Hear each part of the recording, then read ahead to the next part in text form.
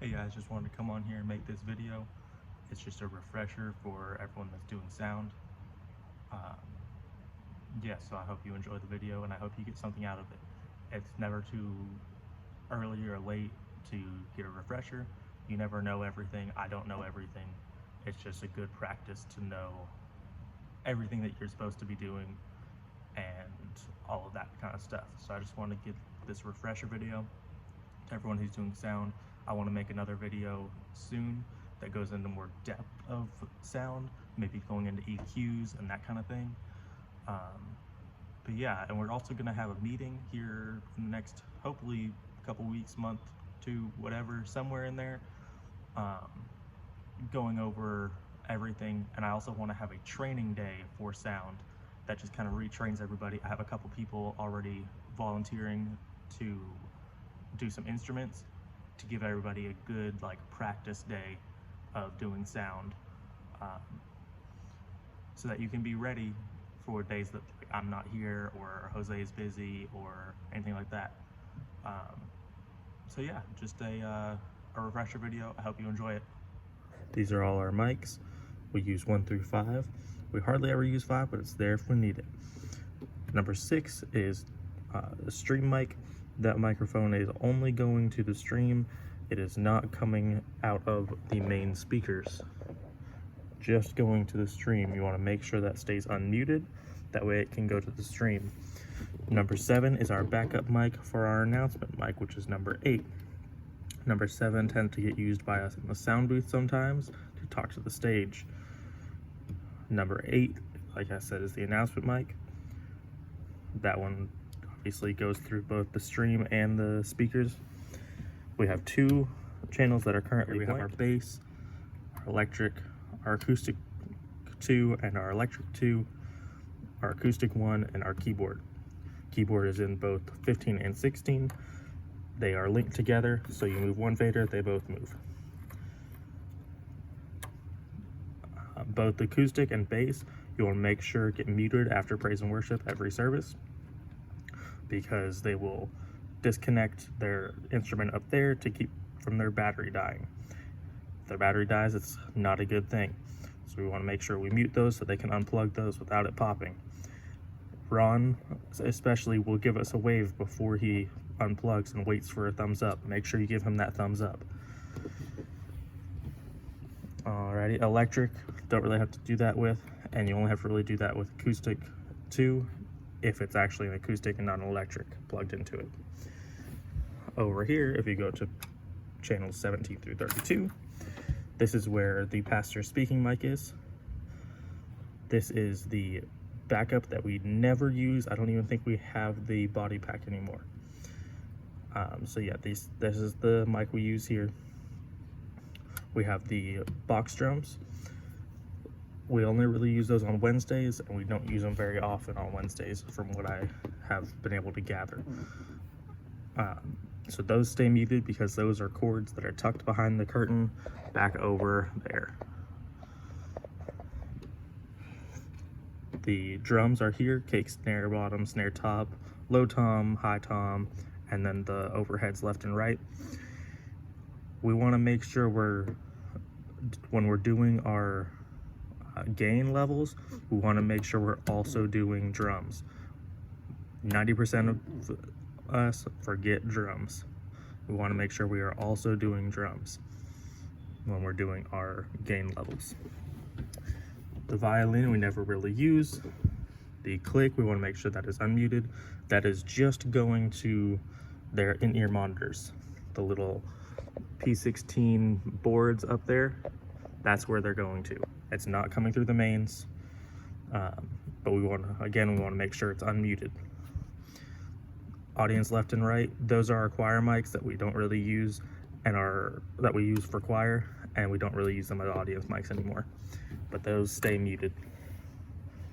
Alrighty, these 2 channels you don't really have to worry about much. That's more my side of things.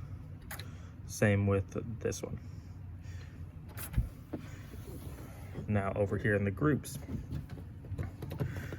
we got the band that's in a group, and you can see when I hold select over here, it'll light up. These are what is in that group. So if you have this fader down here, it's going to bring all of these down. Same thing if you have the fader up, it's going to bring all of them up. It's a handy tool to have. When it comes to most of these groups, we don't really use them. They're kind of set it and forget it. Same with the lead vocals. Those are all our vocals over there. The speaking, which is the speaking mic, the audience mic, and also the backup that we don't have, and the pastor speaking mic. The drums, as you would guess, they're all the drums. The reverb here, what's selected is really on my side of things, but generally speaking, you want to have the reverb somewhere between -5, down to here maybe. And then when you're more comfortable with reverb and feeling out how it needs to go, you can have it up to +5. I personally tend to ride this back and forth throughout a song just because I think it sounds better. If you're not comfortable with it, leave it somewhere around there and it'll be fine. The music fader is the same thing. We usually have it about -30 when we're here, I'll use this fader because there's music playing. Somewhere in there before service, and that's pretty much all you need to do there. Right before service, when the music changes, somewhere in there. But that's pretty easy there. The mains stay about -5, and then down here is where it gets a little more fun. The floor monitors. This is how you mix a monitor. So if they are on a Wednesday night, they will use the floor monitors, which are right there behind the front fills. You can see them. And how you change the mix in those, you select floor monitor, sends on faders. It'll change all your faders over here. And you just change whatever you need to change, just as if you were mixing it in person.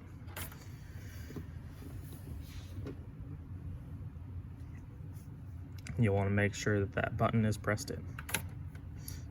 So the background vocals 99 right here, IEM 99, we don't really use those, but those are the backup in-ear monitors.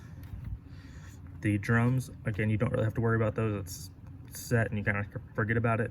That is the mix that is going to the little personal mixers on stage. So if for whatever reason they need something changed, you can change it there, but again, that's more on my side of things there. IEM 2, that is the in-ear monitor number 2.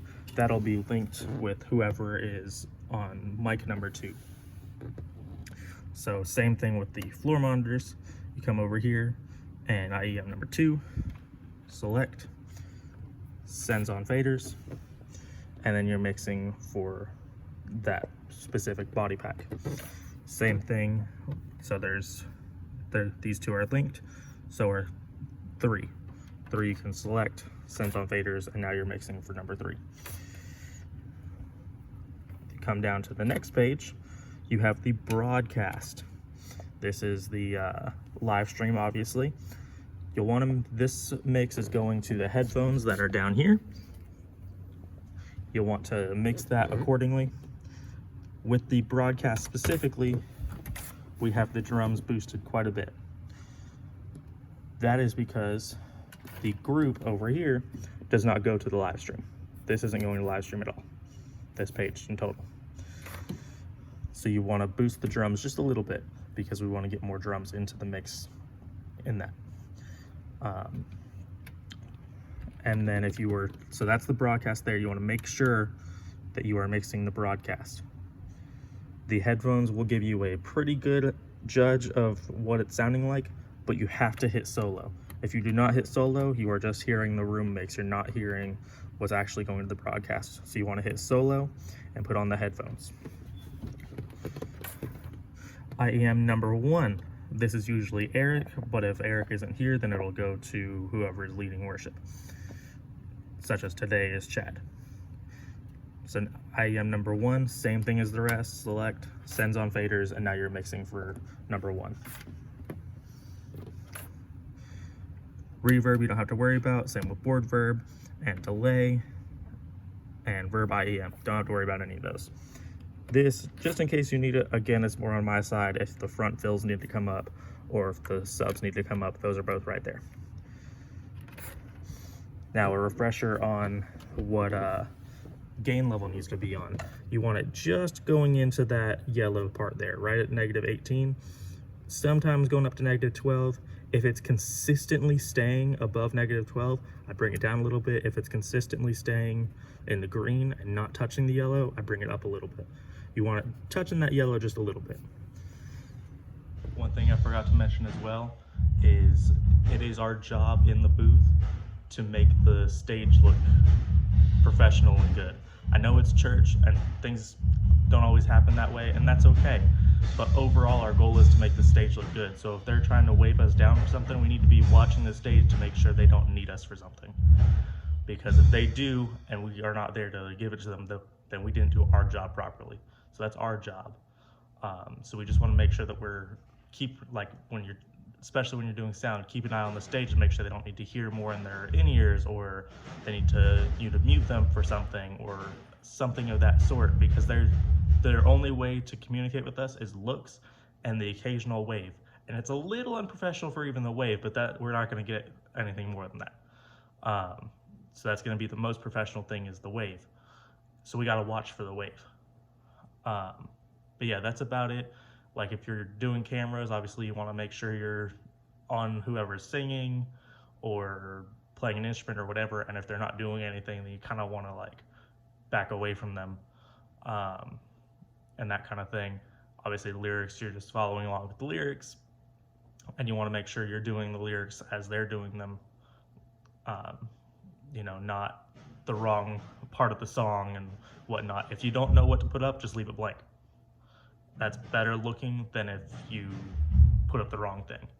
If you put, like I said, if you put up the wrong thing, it's gonna happen. It's not a big deal. But just try to do that kind of thing. But yeah, that's pretty much it. I hope you enjoyed the video, and we'll see you next time.